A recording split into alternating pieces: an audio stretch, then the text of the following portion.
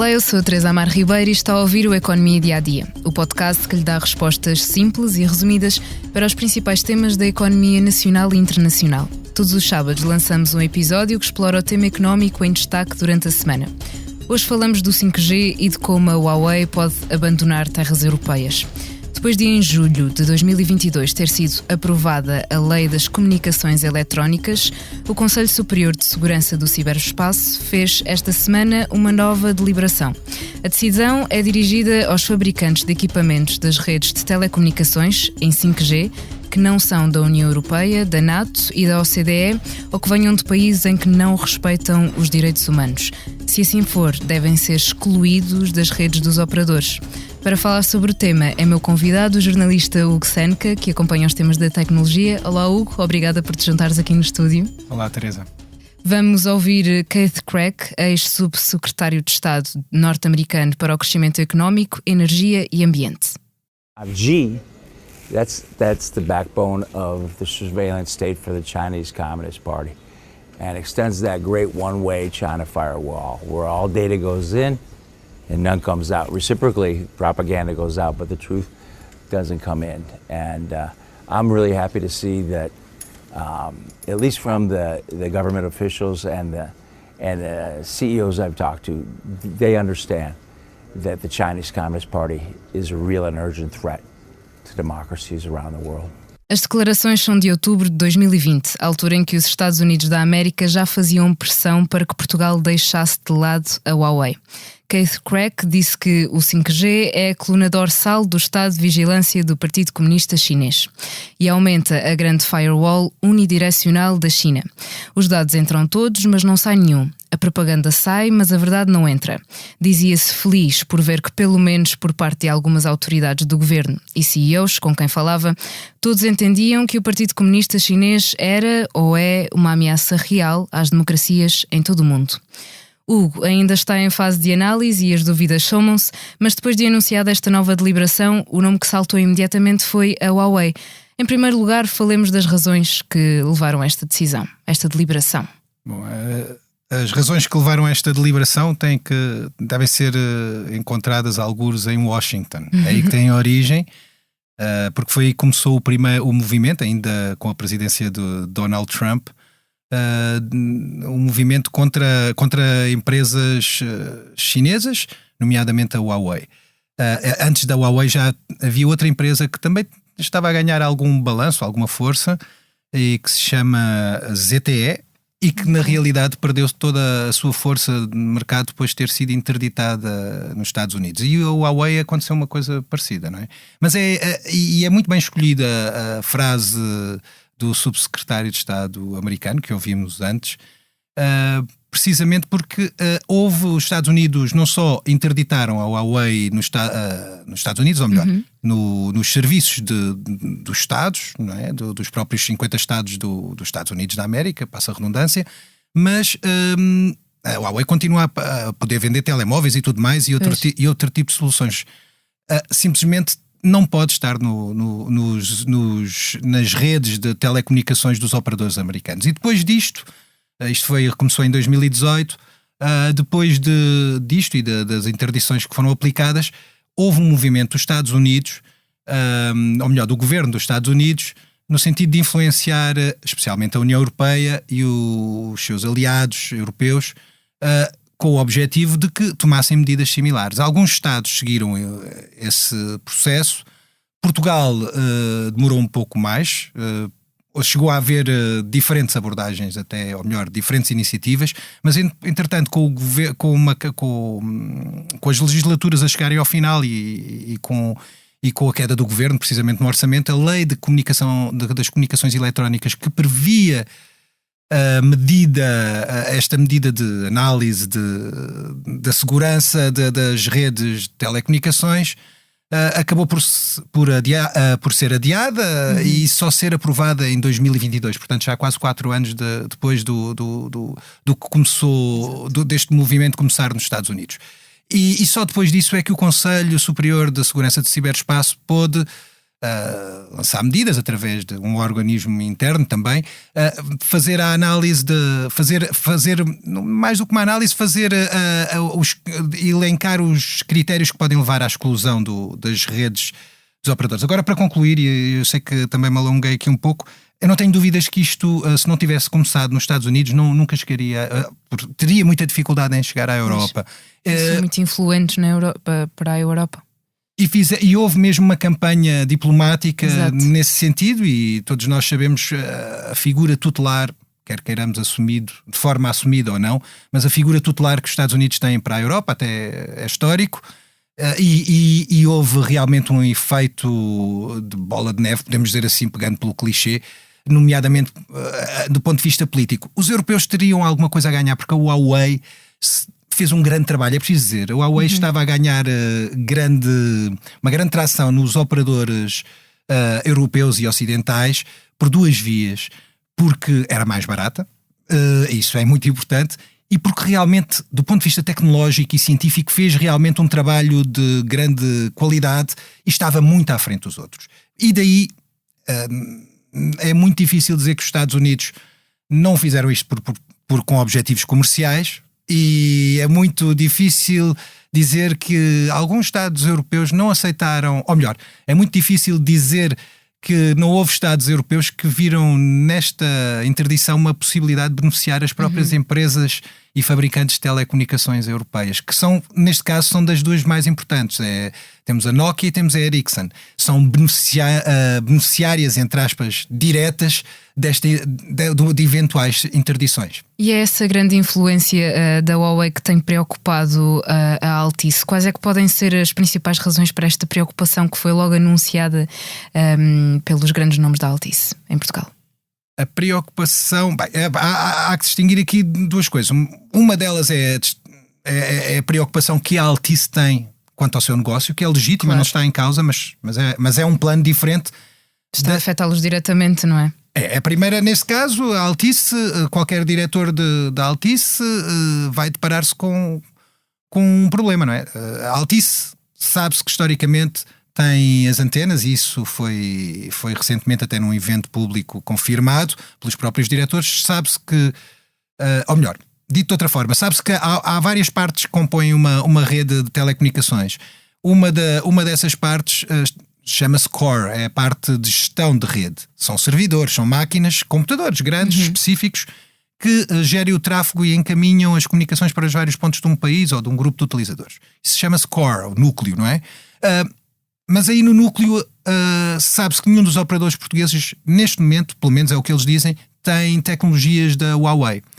Por outro lado, sabe-se que nas antenas, que são as próprias antenas, há software e há componentes da Huawei na Altice.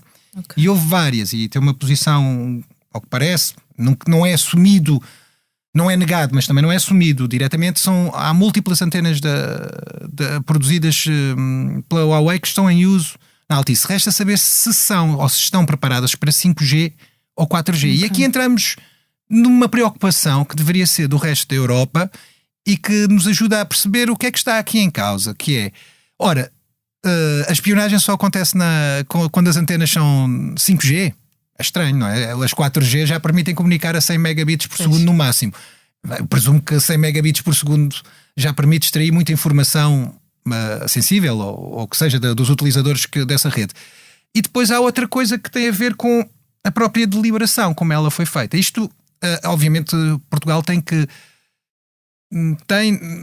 isto foi um bocado pouco uniforme, porque a União Europeia não tem poder nem responsabilidade pela segurança nacional de cada Estado, ok? Dos 27 Estados-membros. Portanto, cada Estado-membro decide. A União Europeia, ou melhor, a Comissão Europeia emitiu orientações para nós, Estados-membros, analisarmos, cada um dos Estados-membros, analisar esta questão e decidir o que considerasse melhor. Mas tendo em conta os parâmetros que, por acaso, estão aqui todos plasmados na deliberação. Estes parâmetros não são tal e qual o que lá estava na Comissão Europeia, mas nota-se que são muito influenciados por isso, ok? E aqui sim, e aqui levantam-se as preocupações e as questões que têm que ser levantadas. É que Bom, aqui sim o Conselho Superior de Segurança do Ciberespaço ele exclui à partida fornecedores de tecnologias que não são da União Europeia, da NATO ou da OCDE. Mas depois referem duas coisas que são essenciais e que põem logo em causa qualquer exclusão da Huawei em si, ou só da Huawei em si. Bom, a imprecisão e falta de transparência na sua governança corporativa que não permite a aferição do modelo de governance, ou melhor, de gestão, ou do processo de decisão e de gestão. Cá está, passando a tentar pôr isto num português mais acessível.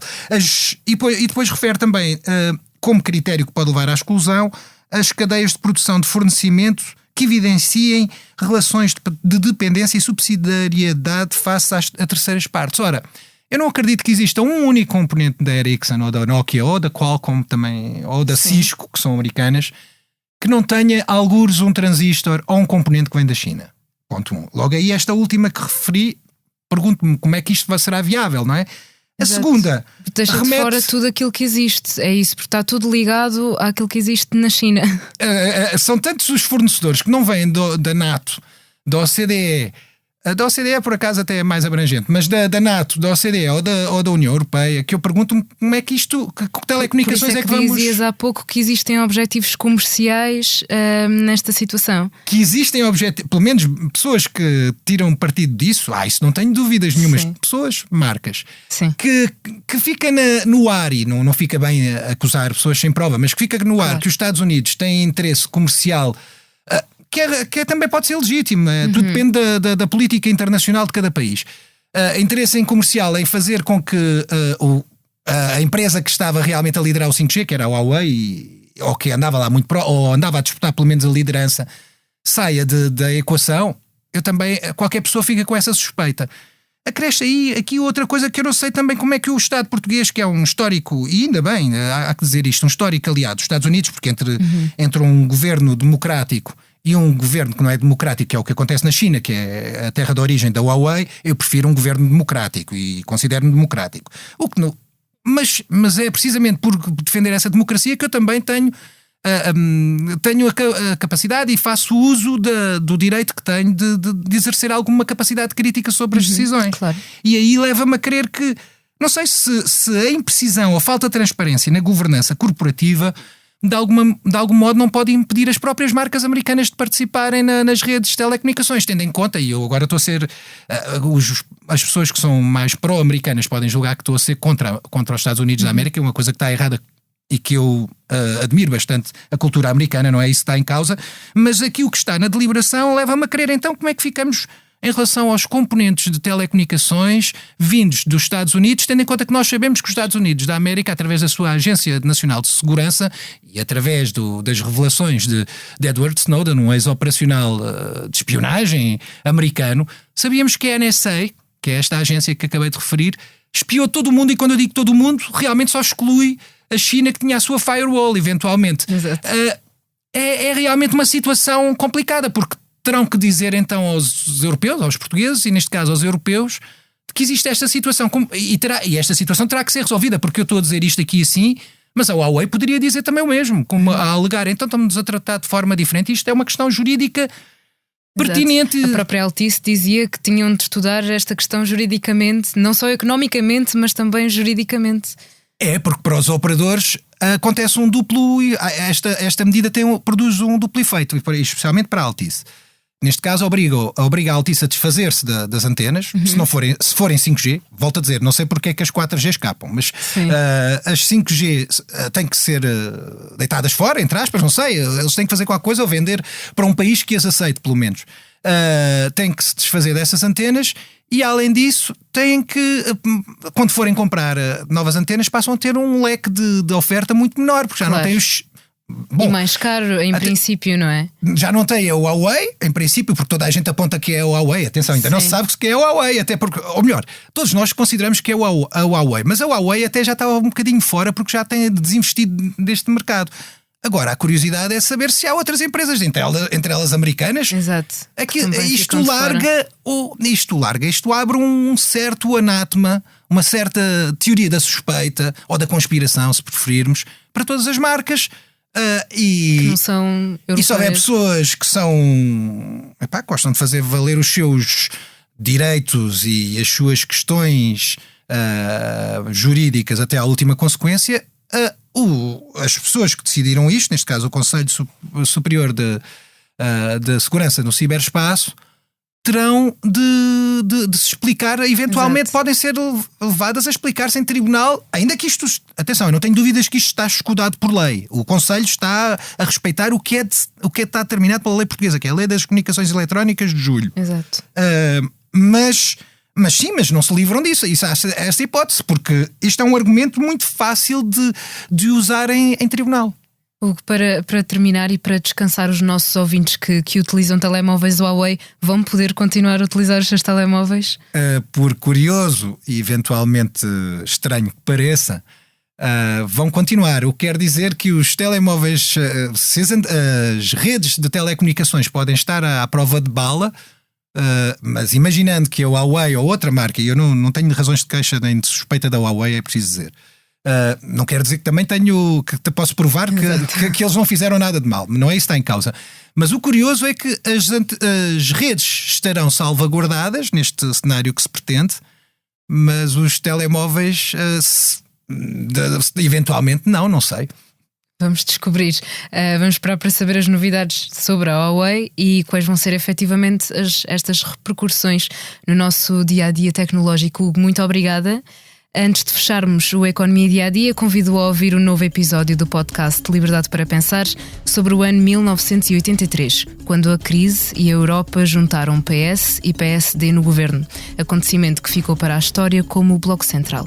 A jornalista Cristina Figueiredo conversa com Daniel Proença de Carvalho, 81 anos, advogado e testemunha do acontecimento, e Francisco Assis, 58 anos, presidente do Conselho Económico e Social desde 2020. A sonoplastia deste episódio ficou a cargo de Salomé Rita. Muito obrigada, Salomé.